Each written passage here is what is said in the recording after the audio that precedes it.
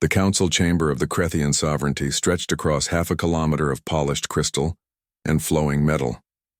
700 representatives from conquered worlds sat in tiered seats, their bodies ranging from the insectoid to the aquatic, all wearing the silver collar that marked them as subjects of the Empire. At the center podium stood High Commander Zekthara, his forearms gesturing at the holographic star map that floated above the assembly. "Honored Council," Zekthara began, his translator device converting his clicks and whistles into the common tongue. "I propose we expand into Sector 7749. My scouts have identified 43 mineral-rich worlds and 7 species ripe for integration into our glorious sovereignty." The map zoomed into a spiral arm of the galaxy, highlighting a yellow star surrounded by several planets. One world glowed blue and green, obviously teeming with life. Data streams flowed beside it, showing atmospheric composition, gravity readings, and population estimates. War Marshal Drovkith rose from his seat, his scaled body reflecting the light from 1,000 bioluminescent panels. He was young for his position, only 80 standard years, but his military victories had earned him respect and fear in equal measure. "The legendary Sector 7749, he said, his voice dripping with amusement. "I see the High Commander is finally ready to explore the Forbidden Zone." Murmurs rippled through the chamber. Every military officer knew about Sector 7749. The ancient star charts marked it with symbols from 3 extinct civilizations, all warning explorers to avoid the region. The sovereignty had honored these warnings for 3 centuries, not out of fear, but out of an abundance of caution that their founders had practiced. "I have reviewed the warnings," Zekthara continued, pulling up images of ancient texts. Strange symbols covered stone tablets and metal plates recovered from dead worlds scattered across the galaxy. They speak of a death world and persistence predators. My science team believes these are simply the superstitions of primitive species who encountered something they could not understand. An elderly counselor named Veshitara, her body ancient and supported by hover technology, raised one withered appendage. "High Commander, those warnings were left by the Kormath Collective. They were a species that could terraform barren rocks into garden worlds. They bent gravity itself to their will and built structures that still stand after 2 million years. What could frighten such beings?" Drovkith laughed, a sound like grinding stones. "Perhaps they encountered a particularly large predator, Counselor. Or perhaps they simply wished to keep resource-rich systems for themselves and left false warnings to scare away competitors. Our scans show the dominant species of the 3rd planet, they call it Earth, has barely achieved chemical rocket technology," Zekthara added. "They have a few orbital stations and a small colony on the 4th planet. By our standards, they are children playing with fire. They achieved basic radio communication only 200 of their years ago. The hologram shifted to show images of Earth captured by long-range observation drones. Cities sprawled across continents. Primitive aircraft crawled through the atmosphere, and crude satellites tumbled in low orbit. To the assembled representatives of a 1,000-year empire, it looked laughably primitive. "How many ships would you require for pacification?" asked another council member, a floating gas being whose thoughts were translated by quantum resonance. "I recommend 50 warships," Zekthara replied. "More than sufficient for a pre-FTL civilization. Standard protocol. Demonstrate our superiority, demand submission, and integrate them into our labor force. Their world appears to have abundant water and rare metals. The population is 7 billion, which will provide adequate workers once properly educated in their new role." Drovkith stepped forward, his eyes gleaming with ambition. "I volunteer to lead this expedition personally. It will take perhaps 3 standard months, 1 to reach the system, 1 to accept their surrender, and 1 to establish preliminary control. I will bring honor to the sovereignty and prove that these ancient warnings are nothing but dust and myth." The council voted quickly. Only Councillor Veshitara abstained, her ancient eyes troubled as she studied the warning symbols one more time. The hologram showed a particular marking that appeared on all 3 civilizations' warnings. A spiral pattern surrounding a small world, with lines radiating outward like an explosion or perhaps claws extending. "What does this symbol mean?" she asked her aide quietly, pointing to the pattern. The aide consulted the translation database, which contained fragments of millions of dead languages. "The computer offers 3 possible translations, Counselor. Beware the world that births warriors, or the crucible that forges the unstoppable. or where death teaches life to become death itself. Veshatara felt a chill run through her ancient body. "Those are not three different translations," she whispered. "Those are three ways of saying the same thing." But her voice was lost in the celebration that erupted through the chamber. Drovkith was already selecting his fleet commanders, his second and third officers who would share in the glory. They spoke excitedly about the promotions that would come, the resources they would control, and the primitive curiosities they would bring back from the death world as trophies. Within a week, the fleet was assembled at the Sovereignty's primary military station. 50 warships, each measuring 2 kilometers in length, their crystalline hulls refracting light into rainbow patterns. Each vessel carried enough firepower to crack a planet's crust, enough troops to occupy a continent, and enough supplies to operate independently for 2 standard years. Drovkith stood on the bridge of his flagship, the inevitable conquest, and gazed at the assembled fleet with satisfaction. His tactical displays showed perfect formation. His crew efficiency ratings were at 98%, and his weapon systems had been upgraded with the latest plasma cannon technology. He had led 37 successful campaigns against 40 different species. This would be his 38th victory. "Navigator, set course for Sector 7749, he commanded. "Communications, prepare the standard surrender demand in the primitives' primary languages. Science, I want full scans of their military capabilities as soon as we arrive. This will be quick and clean." As the fleet engaged their faster-than-light drives and vanished from Sovereignty space, Counselor Veshtara stood in the ancient archives. Surrounded by the recovered artifacts of extinct civilizations, she had spent 3 days studying every reference to Sector 7749, using translation algorithms that most modern Crithians had forgotten existed. The warnings were not vague, she realized. They were specific and desperate. One fragment from a species that had ruled 2,000 worlds before mysteriously vanishing repeated a single phrase in 17 different languages. "They do not surrender. They do not break. They adapt and they endure. We tried to conquer them and they learned from every defeat until they became unconquerable. Turn back." Another species, the Vryn Confederacy, had left a detailed account.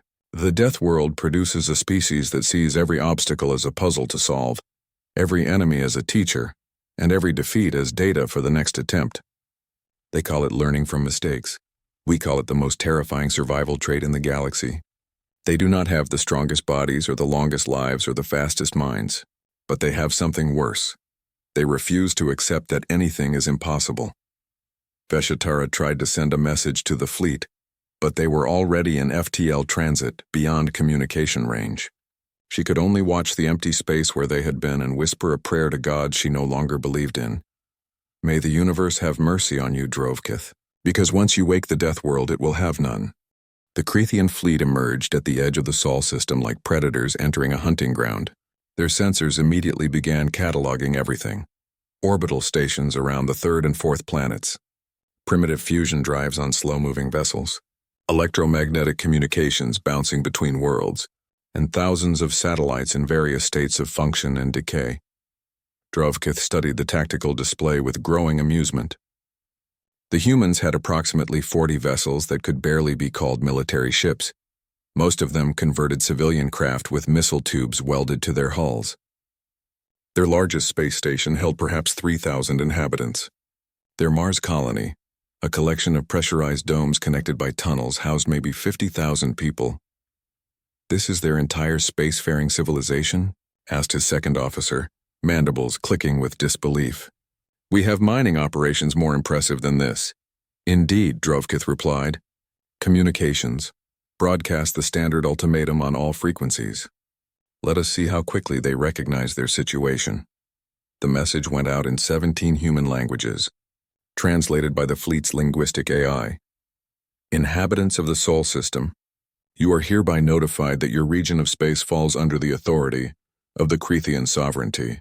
You will submit to our governance, accept our administrators, and provide 30% of all extracted resources as tribute. You have 48 standard hours to acknowledge your compliance. Resistance will be met with appropriate force." For 6 hours there was silence. The human vessels continued their normal operations. Shuttles moved between stations and communication traffic flowed at normal levels. Then a response came, transmitted from the largest orbital platform above Earth. This is Director Chen of the United Earth Coalition. We acknowledge your message and request immediate negotiations. We are willing to establish diplomatic relations and discuss mutually beneficial trade agreements. However, we cannot accept subjugation of our sovereign system. We propose a meeting between our representatives to discuss peaceful coexistence. The Krathian bridge crew erupted in clicking laughter. A pre-FTL species was attempting to negotiate terms with the greatest military power in 3 sectors. It was like watching an infant challenge a warrior to single combat. Amusing, Drovkith said, but we do not negotiate with primitives. We enlighten them. Communications. Inform them that their response is unacceptable. We will provide a demonstration of the consequences of defiance. The fleet's targeting systems locked onto an automated mining facility in the asteroid belt. It was a massive structure, kilometers across, where robotic systems extracted rare metals from tumbling rocks. Drovkith gave the order, and 3 plasma cannons fired in perfect synchronization. The mining facility vanished in a ball of superheated gas and molten metal. The explosion was visible from Earth, a new star that briefly flared in the night sky before fading. Debris scattered across thousands of kilometers, chunks of metal and rock that would drift forever in the void. That facility represented approximately 1 billion of their currency units in infrastructure, the science officer reported.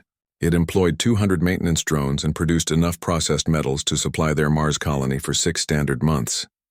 Good, Drovkith said. Now send another message. They have 24 hours to comply, or we will begin targeting occupied facilities. Make them understand that we are not making requests. The response from Earth came within minutes, but it was not what anyone expected. It was a single word in English, translated by the communication system. Acknowledged. Then everything changed. Every human vessel in space began moving. Not fleeing or scattering in panic, but executing precise maneuvers. Orbital stations activated thrusters and adjusted positions. The Mars colony went into lockdown, with all external lights shutting down. The 40 military vessels returned to dock, disappearing into the bulk of the space stations like animals returning to dens. Interesting, the science officer muttered, studying the patterns. They are preparing for combat. Not evacuating or surrendering, preparing. Let them prepare, Drovkith said confidently. What can they possibly do against 50 warships? Their weapons are chemical rockets and primitive lasers. Our shields can withstand solar flares. This is theater, an attempt to appear dangerous. The War Marshal gave the order to advance. The fleet began moving in system, a standard intimidation formation that would bring them within striking distance of Earth within 36 hours. They traveled through what appeared to be empty space, their sensors sweeping constantly for threats. Nobody noticed when they passed through a field of what the sensors classified as space debris. Old satellites. Supposedly defunct for decades, their power cores cold and their electronics dead. Pieces of destroyed stations from industrial accidents. Fragments of failed spacecraft from humanity's early attempts at space travel. Thousands of pieces of junk that cluttered the space between Mars and Earth. The fleet was 12 hours into their approach when tactical alarms began screaming across every bridge. The debris was activating. Power cores that had been in standby mode for months or years suddenly came online. Targeting systems locked onto Krathian vessels with precision that no primitive species should possess. And then the railguns fired. Humanity had studied every ship in the Krathian fleet during their initial arrival, using optical telescopes that Drovkith had dismissed as toys for astronomers. They had calculated trajectories, measured speeds, and predicted the exact approach vector the fleet would use. Then they had positioned weapons platforms, disguised as garbage and wreckage along that entire route. Kinetic kill vehicles traveling at a significant fraction of light speed slammed into Krathian shields. The shields had been designed to deflect energy weapons, to absorb plasma blasts and laser strikes. They were not prepared for solid matter moving at relativistic velocities. The destroyer's Sharp Victory lost its entire forward section, the kinetic round punching through shields and armor like they were made of paper. The cruiser Eternal Dominance took 3 hits in rapid succession, its power core rupturing and exploding in a cascade of blue-white energy. The frigate Sunset Horizon simply vanished, struck by a projectile moving so fast that friction with its shields generated enough heat to vaporize the entire vessel. Evasive maneuvers. Drovkith roared, but the fleet was already scattering. More impacts rang across the formation as hundreds of hidden platforms fired, These were not sophisticated weapons. They were tubes with electromagnets, firing chunks of metal that had been accelerated through kilometers of barrel, technology that the Krethians considered obsolete. But nobody had told the chunks of metal they were obsolete. The barrage lasted 90 seconds. When it ended, 3 Krethian destroyers were gone, 2 cruisers were crippled and venting atmosphere, and 17 other vessels reported significant damage. The fleet's perfect formation had broken apart, ships scattered across 1,000,000 kilometers of space. On Earth, Director Chen watched the tactical display from the command center buried 3 kilometers beneath the surface. Around her, military officers from 17 nations stood in silence, watching the results of a strategy that had taken 6 months to plan and 3 years to implement. They didn't scan the debris, one officer said quietly. They saw junk and dismissed it. They assumed we were primitive, another added. They didn't consider that a species could hide weapons in plain sight. Chen allowed herself a small smile. They made the same mistake everyone makes. They assumed that advanced technology means advanced thinking. They forgot that sometimes the old ways work best. She opened a communication channel to the fleet scattered throughout the system. All units, this is command. Execute Phase 2. Show them what else we've learned. In the darkness between worlds, human vessels began undocking again. But this time they were not alone. Missiles, each carrying a fusion warhead and a guidance system that could track targets for days, began launching from hidden tubes on asteroids, from concealed bays on stations, and from the Mars colony itself. The Krethians had superior ships and better technology. But the humans had something the galaxy had forgotten the value of. They knew how to fight dirty, how to use every advantage, and how to make the enemy underestimate them. Drovkith stared at his tactical display, watching hundreds of human weapons converging on his position, and felt something he had not experienced in 40 years of military service. For the first time in his life, the war marshal of the Krethian sovereignty felt doubt. The battle for the Sol system entered its 3rd week, and Drovkith was beginning to understand why the ancient warnings existed.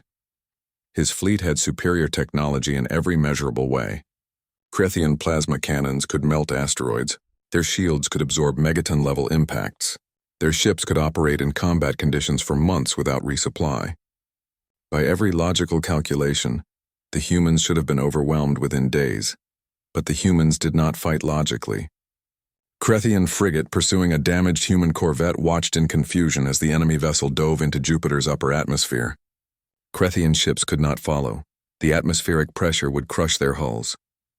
The frigate waited in orbit, sensors tracking the human ship as it skimmed through layers of hydrogen and methane, using the gas giant's gravity to slingshot around the planet. When the corvette emerged on the opposite side, it was traveling at twice its previous velocity, and it was heading straight for a Krethian supply ship. The corvette's crew had vented all remaining atmosphere, overloaded their fusion reactor, and set the ship on a collision course before evacuating in escape pods. The suicide run destroyed the supply vessel and crippled 2 escorts caught in the explosion. 12 human crew members died. 300 Krethians perished. By Krethian standards, it was an insane exchange. By human standards, it was an acceptable loss ratio. They are using their ships as weapons, the tactical officer reported to Drovkith, his voice carrying a note of disbelief. Not as platforms for weapons. The ships themselves are the weapons. Drovkith studied the battle logs, trying to find patterns in the chaos. There were no patterns. The humans fought differently every time, adapting their tactics to exploit whatever weakness they perceived. They used the sun's gravity to accelerate missiles. They hid ships in the shadow of moons. They launched attacks from directions that made no tactical sense, forcing the Krethian fleet to maintain full sensor coverage in all directions simultaneously, and their weapons kept evolving. In Week 1, the humans used kinetic projectiles and fusion missiles. In Week 2, they started using electromagnetic pulse weapons they had apparently designed by studying captured Krethian computer systems. In Week 3, they deployed mines that mimicked the sensor signature of asteroids until a Krethian ship came within detonation range. How are they developing new weapons so quickly? Drovkith demanded at the daily strategy meeting. Our intelligence reported they had no military research stations, no weapons development programs of significance. His science officer, a cautious individual named Kreshtar, pulled up a data file that had been compiled from interrogations of captured humans. War Marshal, we have made an error in our assessment. We assumed that because they were pre-FTL, they were also pre-military. This is incorrect. The holographic display showed a timeline of human history. Wars highlighted in red covered the entire span of their recorded civilization. Hundreds of conflicts, thousands of battles, millions of casualties. They have been fighting continuously for their entire existence, Kreshtar continued. Not against alien species, but against each other. They have documented 14,147 major conflicts in the past 3,000 years. They have developed and tested every conceivable form of warfare: nuclear, biological, chemical, conventional, guerrilla, psychological, economic. Their military theory is not academic. It is experiential. Drovkith felt his blood chill. They practiced on each other? Worse, War Marshal. They keep detailed records of every conflict, study them in academic institutions, and teach military strategy as a standard subject. Every human commander has access to 3,000 years of tactical data from conflicts fought across every terrain type on their planet. They do not study war. They document it like a science. The implications were staggering. The Krethian sovereignty had fought wars, certainly, but over 1,000 years they had perhaps 50 major conflicts. They had centuries of peace between wars, time to forget the brutal lessons of combat. Humans had no such luxury. They had evolved in continuous warfare, each generation learning from the previous, each conflict adding to their collective knowledge. The situation grew worse when the first ground combat occurred. A Krethian strike team landed on Earth's moon, intending to establish a forward operating base. The moon was airless and barren, with surface temperatures that swung from 127 degrees Celsius in sunlight to minus 173 degrees in shadow. No rational species would defend such a worthless rock. The human commandos who attacked the Krethian position 12 hours later operated in what the sovereignty considered suicide conditions. Their environmental suits were primitive, offering minimal protection against radiation and temperature extremes. They had no shielding against the hard vacuum. Yet they moved across the lunar surface with practiced efficiency, using the terrain for cover, coordinating attacks across dozens of kilometers with precision timing. The battle lasted 47 hours. When it ended, the Krethian strike team was dead, their equipment salvaged by humans who simply refused to acknowledge that the environment should kill them. One captured Krethian soldier, recovered half dead from a damaged bunker, reported something that haunted Drovkith for weeks afterward. "They do not stop," the soldier whispered, his injuries being treated in the medical bay. "We wounded one of them. Confirmed hits, saw the suit breach, knew he was exposed to vacuum. He should have died within minutes. But he kept fighting, kept shooting, kept advancing. For 17 minutes after his suit failed, he fought. How is that possible?" The medical officer examined the human bodies recovered from the battle. The report was disturbing. "Their biology is designed for extreme stress tolerance," the doctor explained. "They have redundant oxygen storage in their muscles, cardiovascular systems that can operate at high efficiency under low oxygen conditions, and pain tolerance that borders on the pathological. This one," he gestured to a body on the examination table, "continued functioning with injuries that would instantly incapacitate any Krethian. 3 broken ribs, punctured lung, fractured arm. And he fought for 17 hours before his suit life support failed. Are they enhanced soldiers?" Drovkith asked. "Genetic modifications? Cybernetic implants?" "No, War Marshal. This is baseline human physiology. They evolved on a world where survival required tolerating extremes. Their planet's gravity is higher than optimal for most species, forcing their bodies to develop dense bones and powerful muscles. Their atmosphere contains enough oxygen to be toxic to many species over long exposure. Their weather systems generate storms with more energy than our weapons. And their evolutionary history was a constant battle against predators, disease, and environmental disasters." The doctor pulled up genetic data. Every human carries genes from dozens of extinct human subspecies that did not survive. They are the descendants of the ones who endured. Natural selection on their world was brutal and continuous. The weak died. The adaptable lived. For millions of years, this process refined them into what we face now. Drovkith realized he was looking at something the sovereignty had never encountered: a species forged by a planet that tried to kill them constantly, until they became unkillable. The turning point came when the Crethians attempted to retreat to what they considered a safe distance. 3 light minutes from Earth. Human missiles followed them, not for hours but for days. The missiles adjusted trajectories, conserved fuel, and chased Crethian ships through the void with mechanical patience. One missile pursued a fleeing destroyer for 6 days before finally running out of fuel and deactivating. The Crethian crew, who had been evading constantly, expending energy and resources, felt both relief and horror. Relief that they had survived. Horror that the humans would build a weapon that could hunt them for nearly a week. In the command center on Earth, Director Chen reviewed casualty reports and resource expenditure. The numbers were harsh. Humanity had lost 16 ships, 4 orbital stations, and over 8,000 personnel. The Mars colony had been damaged by long-range bombardment, and several Earth cities had been evacuated due to fears of orbital strikes. But the Crethian fleet had lost 31 vessels, with 18 more damaged severely enough to require withdrawal from combat. They had failed to establish any ground positions, failed to intimidate humanity into surrender, and failed to demonstrate the overwhelming superiority they had expected. Chen opened a broadcast channel on all frequencies, knowing the Crethians would intercept it. "This is Director Chen of the United Earth Coalition. We are transmitting data about our world for your educational benefit." The transmission included geological data, climate records, and evolutionary history.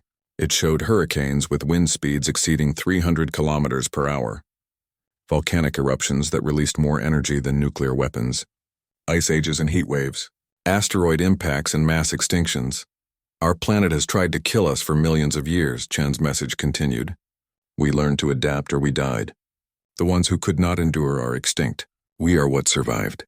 Every human you face is descended from ancestors who outlasted predators, diseases, climate disasters, and each other. We do not surrender because our species does not contain the genes for surrender. Those who had such genes died out." 6 months after the invasion began, Drovkith sat alone in his command chamber, staring at casualty reports that should not exist. His invasion force of 50 warships had been reduced to 19 operational vessels, 31 destroyed, 17 so damaged they had been forced to retreat to sovereignty space for repairs. Against a species that did not even have faster-than-light travel, the humiliation burned like acid in his veins. He had requested reinforcements, an admission of failure that would haunt his career forever. But he had no choice. The humans were not surrendering. They were not even slowing down. Every day brought new attacks, new tactics, new horrors that violated every principle of civilized warfare.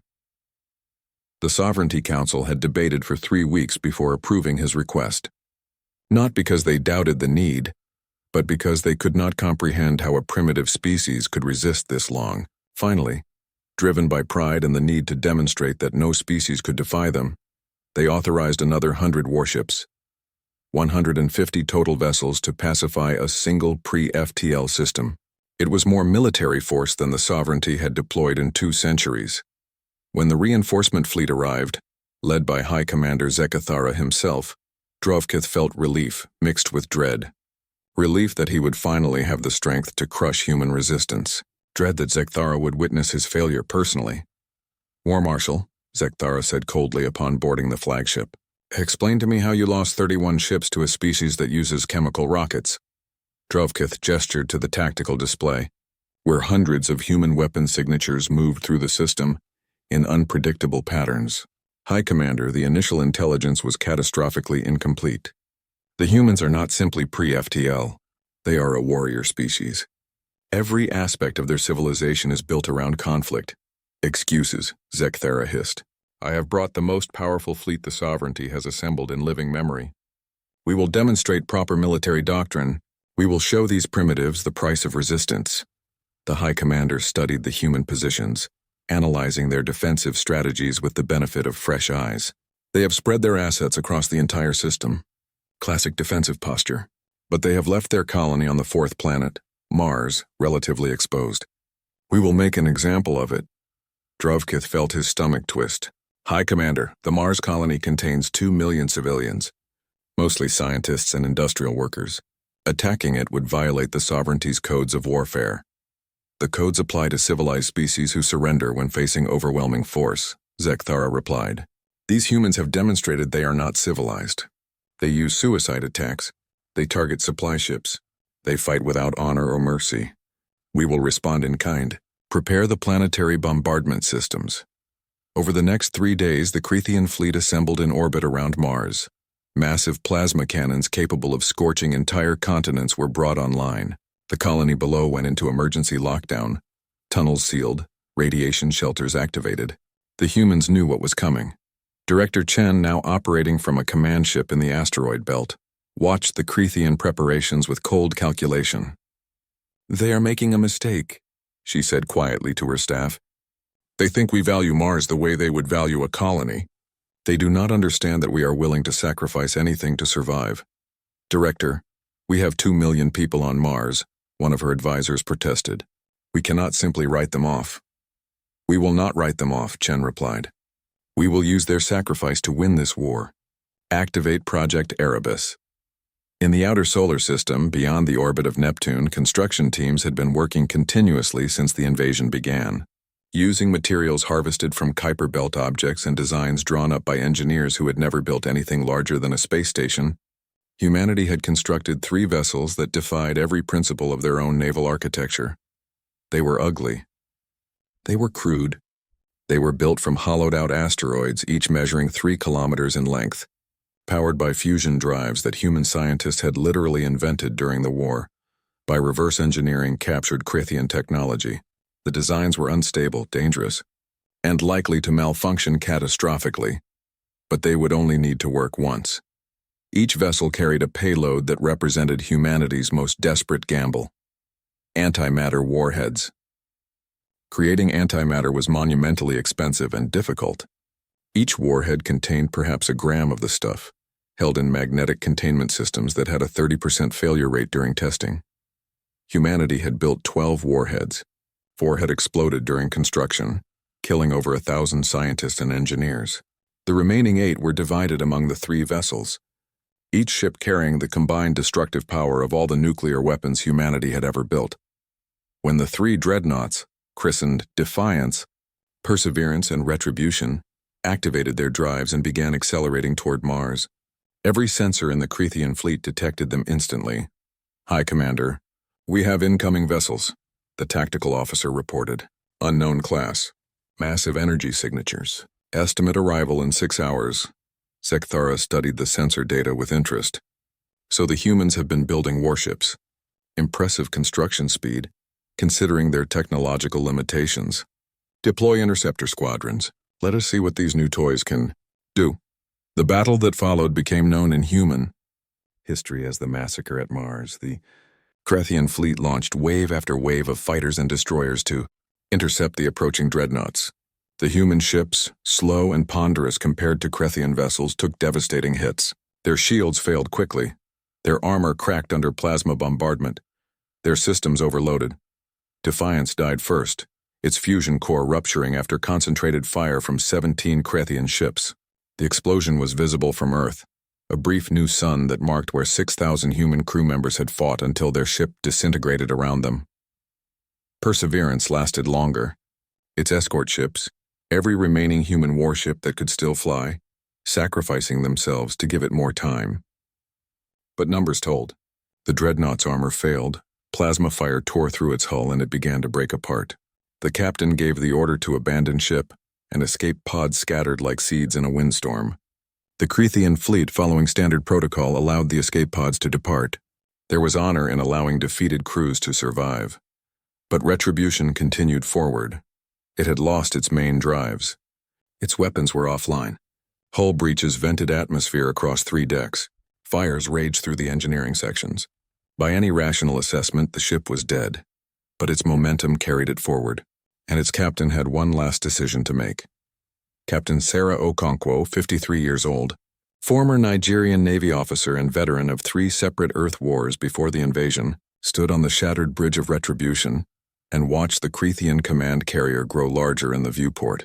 Around her, the few crew members who had refused to evacuate worked frantically to keep the antimatter containment system stable. Distance to primary target? She asked calmly.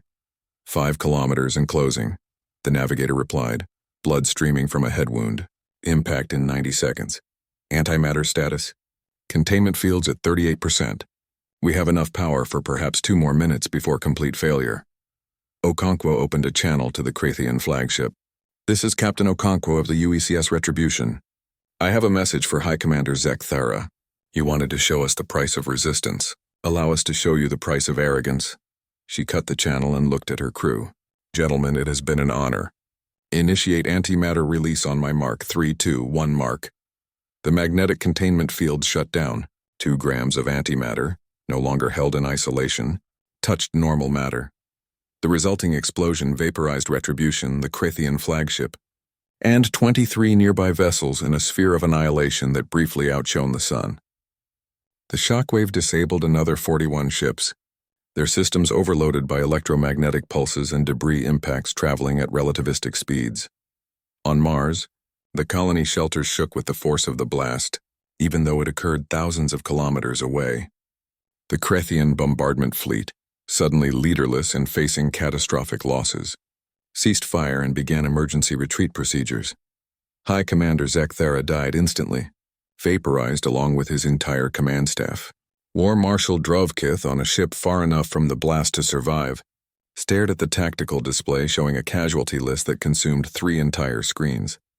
89 Krathian vessels destroyed or disabled. Over 40,000 crew dead or missing. The most powerful fleet the Sovereignty had assembled in living memory had been shattered by 3 primitive ships in the willingness of humans to sacrifice everything for victory. The remaining Krathian forces began withdrawing from the Sol system in disorder, ships fleeing at maximum speed toward the edge of the gravity well where they could engage FTL drives. But humanity was not finished. Small human ships, fast interceptors built for pursuit, followed the retreating fleet.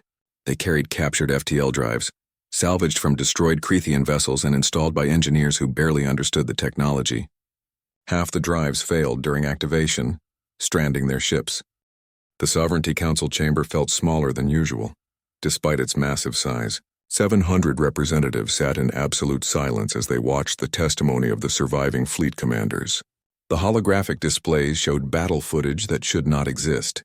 Human ships destroying Krathian vessels through tactics that violated every principle of civilized warfare. Counselor Veshitara, now vindicated in her warnings but taking no pleasure from it, listened as War Marshal Drovkith presented his final report. The once proud officer stood with slumped shoulders, his scales dull from stress and exhaustion. Total casualties: 89 vessels destroyed, 47,000 crew members dead or missing, Drovkith reported mechanically. High Commander Zek Thara killed in action. Strategic objectives: complete failure. The humans not only resisted but acquired our FTL technology through salvage operations. They now pose a potential threat to sovereignty space itself. A younger counselor, one who had voted enthusiastically for the invasion, rose to speak. Surely we can assemble another fleet. A larger one. We cannot allow a primitive species to defeat the sovereignty without consequences. Veshitara's voice cut through the chamber like a blade. Counselor, they are no longer primitive. They have our technology now. But more importantly, we have given them something far more dangerous: motivation. We attacked their home. We threatened their civilians. We have shown them that the galaxy is hostile.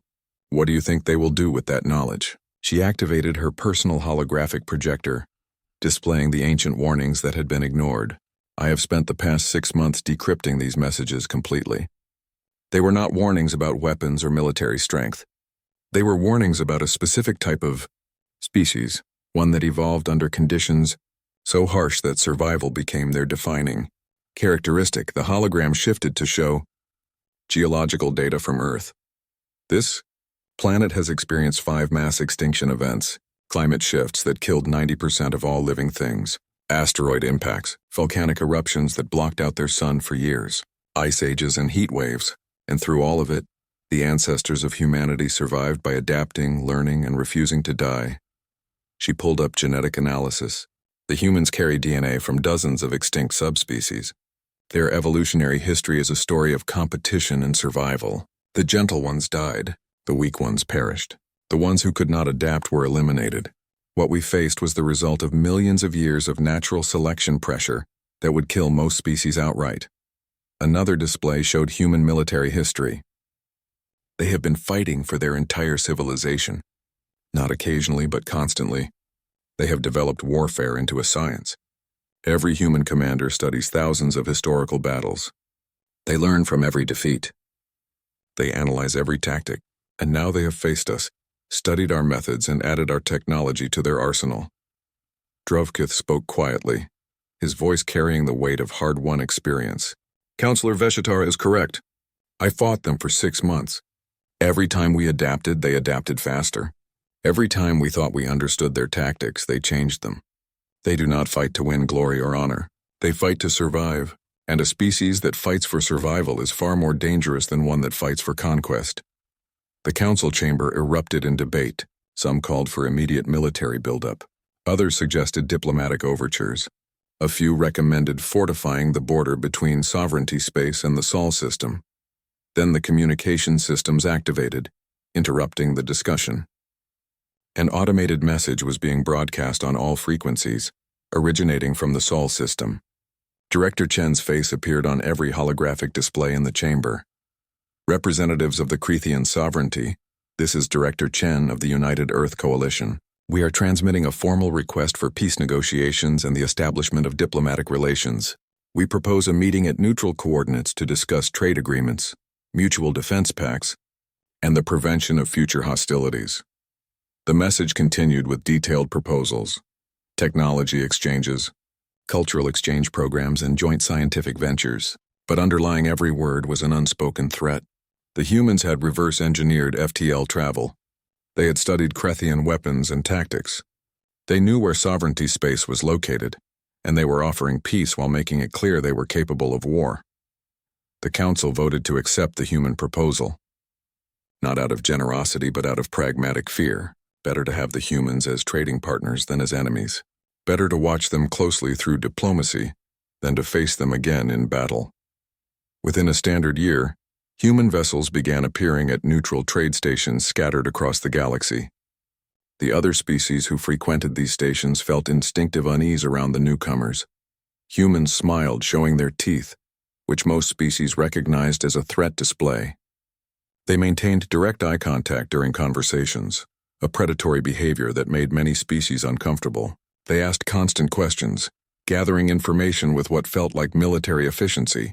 They moved differently too. Where most species walked with casual efficiency, humans seemed to expend unnecessary energy, their movements quick and purposeful.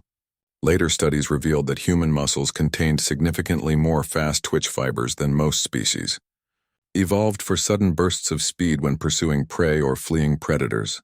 A Vryn merchant, tentacles withdrawing nervously, reported his first encounter with a human trader.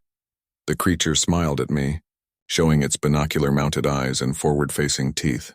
It offered what it called a handshake, which involved grasping my appendage with crushing force. When I expressed interest in their goods, it asked 17 questions about our technology, our shipping routes, and our defensive capabilities. I made the transaction quickly and have avoided human traders since. But not all encounters were uncomfortable. A Therian scientist working with human researchers on a collaborative project reported different observations. They are indeed intense and focused, but they are also remarkably innovative. When we encountered a problem with our quantum calculations, the human physicist suggested an approach that violated conventional theory. When I asked where she learned this method, she said, "I made it up just now." The solution worked. They seemed to view rules and established methods as suggestions rather than limitations. The galaxy began to adjust to humanity's presence. Trade routes expanded. Technology exchanges occurred. Human entertainment, their films, music, and literature spread through alien cultures, fascinating and horrifying in equal measure. Stories about human wars, about individuals who accomplished impossible feats, about never surrendering in the face of overwhelming odds, became popular among young members of species who had forgotten what it meant to struggle. 3 human delegates arrived at the Sovereignty Council for the formal peace treaty signing. They were led by Director Chen, now officially appointed as humanity's first ambassador to the galactic community. She stood before the 700 council members with the quiet confidence of someone who had survived hell, and emerged stronger. Representatives of the sovereignty, we come in peace, Chen began. We bear no grudge for your invasion. We understand you acted according to your customs and expectations. But we ask that you share what you learned about us with the wider galaxy, not as a threat, but as an introduction. She activated a holographic display showing Earth. Our world tried to kill us for millions of years. We survived by adapting, by learning, by refusing to accept that anything was impossible. We carry those traits with us as we enter the galactic stage. We are not seeking conquest or dominance. We are seeking knowledge, partnership, and new challenges to overcome. The treaty was signed with elaborate ceremony. Trade agreements were established. Cultural exchange programs were initiated. On the surface, everything appeared cordial and professional. But beneath the diplomacy, every species in the galaxy was quietly updating their threat assessments. Humanity was classified as a Category 7 species, technically pre-FTL but combat-capable beyond their technology level.